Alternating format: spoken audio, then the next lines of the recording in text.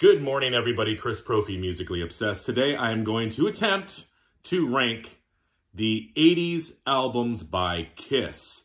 Now, I am not including Kiss Killers from 1982. Yes, I know that there are 4 new songs on that album, but it's basically a compilation album. It's a good album, but I'm not including it in this ranking.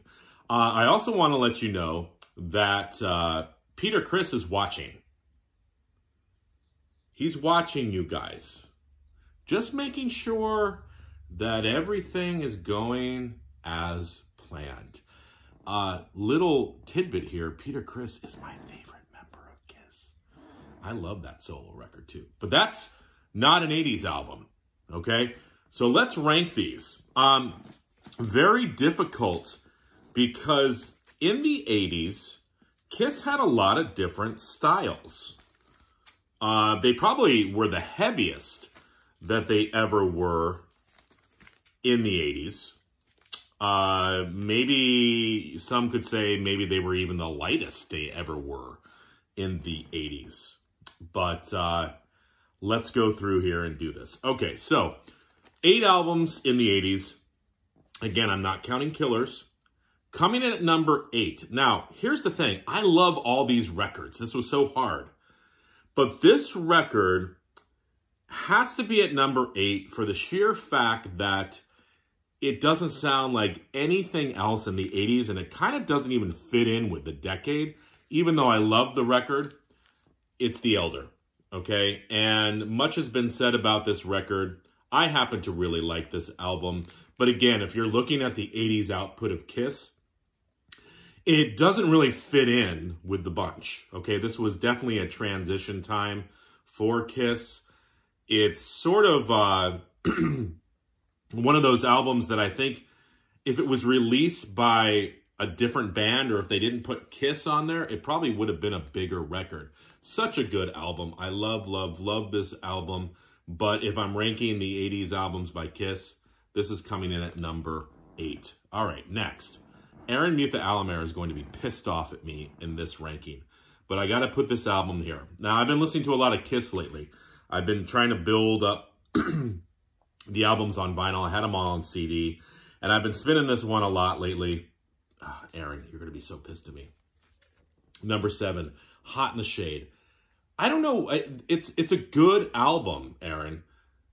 I just don't have a connection to it. I don't know what it is. Maybe are there too many songs? Is it the production of the album? It just doesn't seem to flow like the other records for me. I mean, I love Rise to It. I love Hide Your Heart, those singles. Of course, Forever was on here. You know, even some of the deep cuts like The Street Giveth and The Street Taketh Away. You Love Me to Hate You. It ends with Boomerang, which is a pretty fast tempo, up-tempo Gene tune. I don't know. I've just never connected with this record, and I've been listening to it lately, and I'm still not connecting with it, which is strange because this came out in 1989, so it was at the height of when I was listening to this type of music. I love the singles off this record, but the whole album doesn't seem to connect with me. Coming in at number 7, Hot in the Shade. I'm sorry, Aaron. I know how you really like that album. Now, this is going to piss some people off, but I'm putting Unmasked before Hot in the Shade. I love this record, and I am not ashamed to say it. Every song on here is killer. Such a fun pop Kiss album. I even love Shandy. I've gone on record saying I like Shandy. She's So European. Some of Ace's best songs are on here. Two Sides of the Coin is one of my favorite Kiss songs ever. And, you know, it opens up with a cover, Is That You, which I love. I like Naked City. It's just a cool record. And now, at this point, all the Kiss fans are turning this video off because I ranked Hot in the Shade so low, and then I ranked Unmasked ahead of it. Whatever. It is what it is. Now, coming in at number 5. I used to think this album was better than it is. But since I've been listening to it lately, I don't feel that it has aged as well. Number 5, Crazy Nights from 1987. I had this on cassette back in the day. I love Crazy, Crazy Nights. I like I'll Fight Hell to Hold You. Bang Bang You is kind of cheesy. No, No, No. Hell or High Water I like. My Way. You know, there's some good stuff on here. Reason to Live. Thief in the Night. Turn on the Night. It's definitely a very polished Kiss record.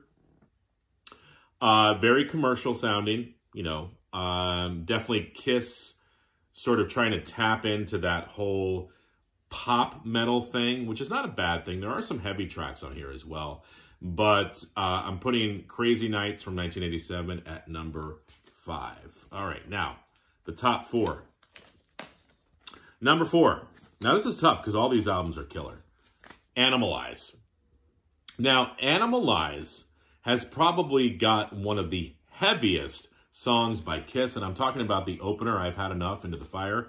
Listen to that frickin' guitar riff. It's thrashy, it's heavy. You know, this is a heavy record. Burn Bitch Burn, that's got a heavy riff too. Under the Gun as well.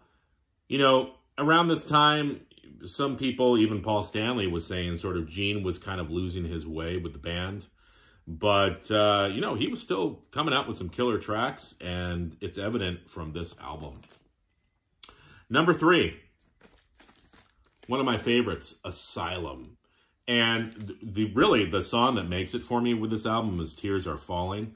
But King of the Mountain is killer. Who Wants to Be Lonely? I love Trial by Fire. Secretly Cruel. Listen to that song again. It sounds like it was a Kiss song from the 70s. And it's a Gene tune. Really love that song. So coming at number 3, Asylum from 1985. Now the top 2. You know which albums are left. Let's see how I'm ranking them. Number 2. Lick It Up from 1983. You know what makes it for me for this album are the last 3 tunes. They're all Gene songs. Fits Like a Glove, Dance All Over Your Face, and On the Eighth Day. I love how this album ends. But you've got A Million to One on here. You've got Exciter, which is another heavy frickin' song. Not for the Innocent, heavy as hell. Lick It Up, Young and Wasted, All Hell's Breaking Loose. The video for that is frickin' cheesy, but this album, very, very, very strong. Number 2 from 1983, Lick It Up. And that means the number 1 album for me from the 80s is Creatures. And this came out in 1982. This was sort of like Kiss's rebirth, if you will, from what The Elder was and, you know, Unmasked. And, you know, they sort of tried, like I said, they came out with the Killers compilation after The Elder to sort of make amends with the fans. But this was the real comeback album. Every song on here, talk about heavy, but even the song, I mean, the songwriting here is amazing. Creatures of the Night, Saint and Sinner, Keep Me Coming, Rock and Roll Hell, Danger, I Love It Loud, I Still Love You, Killer, and another one of my favorite tunes, War Machine. I've been mentioning Gene a lot. You know, say what you will about Gene, but his 80s output was still heavy. Maybe it wasn't as prolific as it was in the 70s, or maybe he wasn't writing as many tunes, but the songs that he wrote were still great. So there you go. Number 8, The Elder. Number 7, I'm sorry, Aaron, Hot in the Shade. Number 6, Unmasked. Number 5, Crazy Nights. Number 4, Animalize. Number 3, Asylum. Number 2, Lick It Up. And number 1, Creatures of the Night. Peter Chris, what do you think? What's that? Oh, he just said he agrees with my ranking. Thank you, Peter. I'll listen to your... yes, Peter. Okay. I'll listen to your album. Yes, I'll listen to your album later, and yeah, I will take your pop figure out and play with you later. I promise. I told you. If you listen to the ranking, I would do that. You have to... these Kiss members, you have to, you know, treat them with kid gloves. Wait, wasn't that a Kiss song?